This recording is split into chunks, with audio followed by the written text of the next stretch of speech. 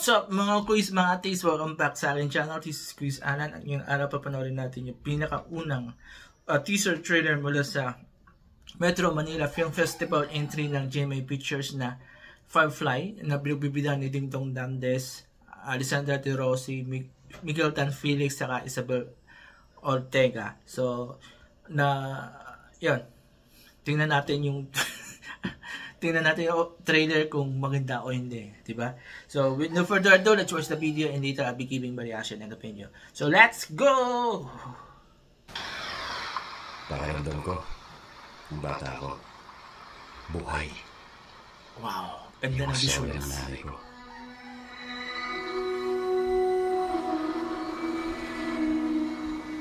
Tandaan mo, Ton, pag nakarating ka sa isla ng mga alitata, matutupad ang hiling mo.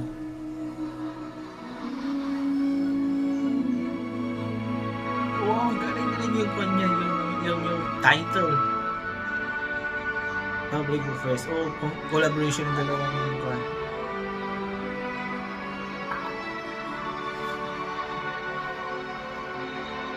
It reminded me of Tide. Tide ate yun. Maswerte ka. Kabisado ko pa yung mapa hanggang ngayon. Hinarap ko yung isla. Oo, pero maganda 8K. 8K yung ginamit nila sa video. Ang ganda!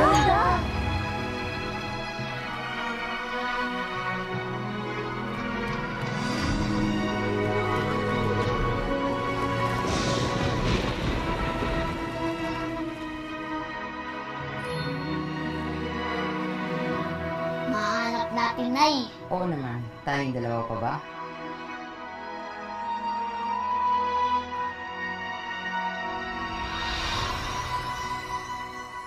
Ito yung napanood natin yung official teaser trailer ng Firefly. Ang bagong entry ng... First entry ng GMA Pictures sa Metro Manila Film Festival and after a long time, diba? Kasi ang last din ng entry noon yung death row ni Mr. Eddie Garcia sa ni Gogi Domingo, if not mistaken. So yun din talagang produce talaga ng GMA. So yun, I'm super satisfied and super hangang-hanga do sa teaser trailer ng GMA. Sobrang ganda yung visuals niya. It's like I was watching an international film. Not necessarily Hollywood, pero yung mga tipong mga galing ng Korea, galing ng Europe. Galing yung quality nung visuals niya. Ang galing, ang ganda. Sobrang bright. Gusto ko yung kulay rin nung trailer. It's very bright. Parang gaan sa paningin, ang gaan sa mata na it shows na itong movie has very light yung theme niya. Hindi siya yung mabigat na malalim ang kwento. Even though nakikita ko parang malalim yung kwento niya, pero with the visuals na pinakita niya, it gives up parang mas positive, diba? Kasi normally kapag may mga pelikula na medyo malalim yung kwento niya, yung kailangang pag-isipan mo, kadalasan ang kulay ng yung mga visuals niya, yung colors ng movie is medyo darky, pero it is very bright, parang ang gaan-gaan sa mata na kahit alam mong mag-iisip-isip ka kapag papanoorin mo yung movie na to, pero it will parang magpapagaan sa iyo yung feeling mo na panoorin mo to. Ang ganda. So, ito sa storyline, hindi ko pa alam, wala time ako ang hint, pero nagagandahan na talaga ako and I'm looking forward na maganda to, especially ang pagkakaalam ko, yung director is the director ng Maria Clara at Ibarra, and we know how good he is. Kasi ang galing yung Maria Clara, diba? Ano pa, actors, no doubt, ang galing ni Alessandra, diba, napagay ko na kanina, it's starring by Alessandra Ding Dong and Miguel Tan Felix and Isabel Ortega. So, ang galing. So, I'm sure magaling yung acting nila dito. And basing on the trailer pa lamang, I can say, so far, ito yung pinakamagandang nakita kong trailer. After Comborsa, ito yung dalawa siguro magiging makalaban when it comes to awards. I cannot see them as a blockbuster movie. pero more of the award sila. So, they are the big contender ng award. Yung sa medyo darky yung theme niya, well, itong Firefly, very like non-sarap sa mata. Yun nga, so masasabi ko, paulit ako doon. Kasi sobrang nagagandahan talaga ako sa visuals. And alam nyo naman, ako, kapag gumagawa ng reaction video, ang una-una ko talagang tinitingnan yung visuals ng serye. At yun yung una kong pinipraise kapag nakita ko ang ganda-ganda. So this one, 100%. Dito pa lamang na-excite na ako to sa visuals niya. Paano pa kaya kung yung malaman ko yung talagang kwento ng movie, baka lalo akong mas ma-excite, diba? Plus, dagdag pa yung mga magagandang actingan, diba, ni Alessandra, Dingdong at Miguel, diba? So, yun. So, good job, Jimmy. Ang ganda yung comeback movie nyo.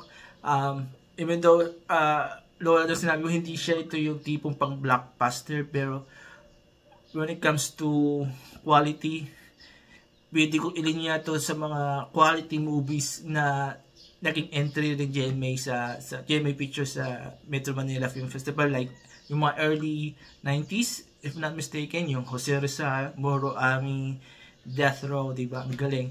So, ganitong quality ng movies yung mapapanood na naman natin. And I think this is better to sa mga nabanggit ko kanina na tatlong movie. This is better when it comes to visuals. So, kwento, hindi ko pa, talagang may narapat pa ako sa kwento kasi wala akong totally yun alam yung talagang, how you call it, yung summary ng kwento niya. But still, I have a high hopes with this, and like I said, this is one of the strong contender when it comes to the awards kasi nga, sa mga nabanggit ko, so, ang pinaka-closest na rival niya rito sa awards is Comborsa.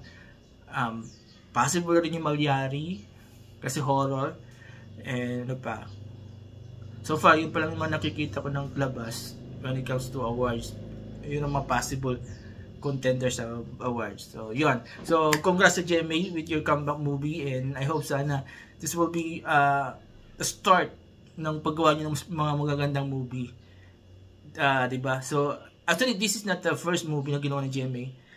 They have already The Cheating Game, yung 5 romance and 5 breakups and a romance, tapos ito, Firefly. So, iba-iba yung quality ng movie na yon, and so far, so good, diba? Wala akong masasabi, walang patapon, walang itatapos sa mga nagagawa ngayon ng GMA Pictures. And also, I think this is the first time na, no. This is the second time pala na nag-produce yung GMA Public Affairs. Their first project was yung The Cheating King, and hope this one is second, itong Firefly. So, yun. So, ang galing-galing. So, GMA is not only